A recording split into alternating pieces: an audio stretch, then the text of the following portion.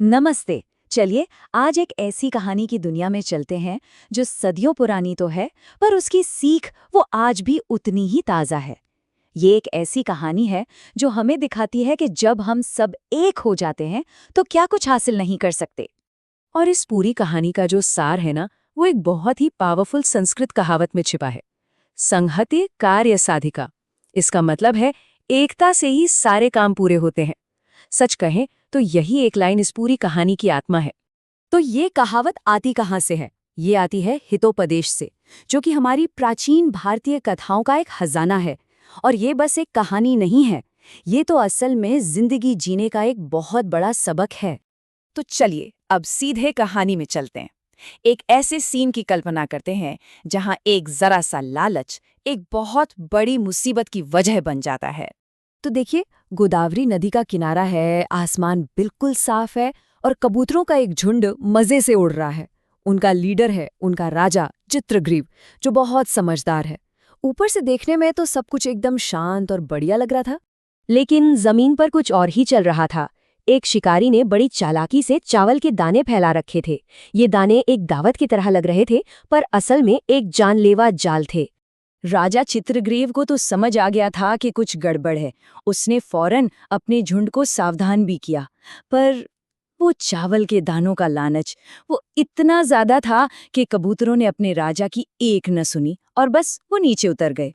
और हुआ वही जिसका डर था। जैसे ही उन्होंने दाने चुगने शुरू किए, फट से वो सब एक जाल में फंस गए। एक ही पल में उनकी सारी आजादी खत्म। अब सोचिए, ऐसी मुसीबत में वो क्या करते? एकदम से हड़कंप मच गया।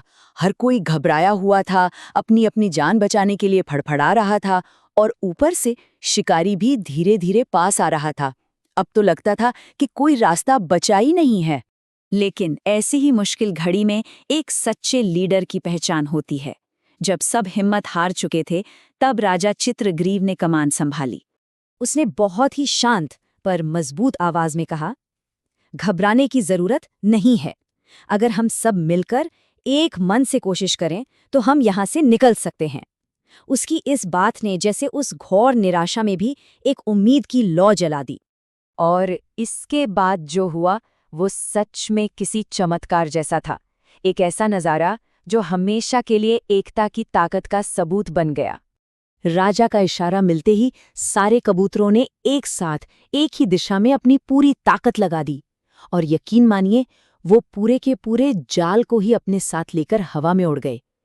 क्या शानदार नज़ारा रहा होगा वो एकता की ताकत का। तो आखिर ये हुआ कैसे? चलिए समझते हैं। स्टेप 1, वो जाल में फंसे। स्टेप 2, हर कोई अपने लिए डर रहा था, लेकिन फिर राजा की सलाह ने उस डर को दूर किया। स्टेप 3, फिर वो सब एक मकसद के लिए एक साथ आए।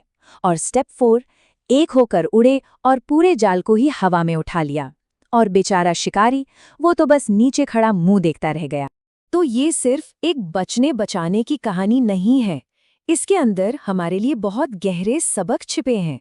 तो आखिर ये कहानी हमें सिखाती क्या है?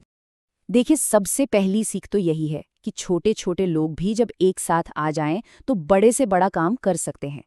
एक अच्छा लीडर हो तो वो निराशा को भी हिम्मत में बदल सकता है। अगर सबका लक्ष्य एक हो तो कोई भी मुश्किल पार की जा सकती है।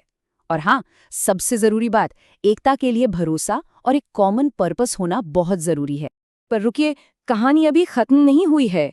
वो कबूतर जाल के साथ उड़कर अपने एक दोस्त के पास गए, एक चूहे के पास। और उस दोस्त ने अपनी पूरी मेहनत से जाल की रस्सियों को काट दिया और आखिरकार सब आजाद हो गए। ये दिखाता है कि सहयोग कितना जरूरी है। तो ये सदियों पुरानी कहानी आज हमारे सामने एक सवाल खड़ा करती है। आज के ज़माने में वो कौन सी बड़ी बड़ी मुश्किलें हैं जिन्हें हम सब मिलकर एक होकर हल कर सकते हैं? सोचने वाली बात है ना।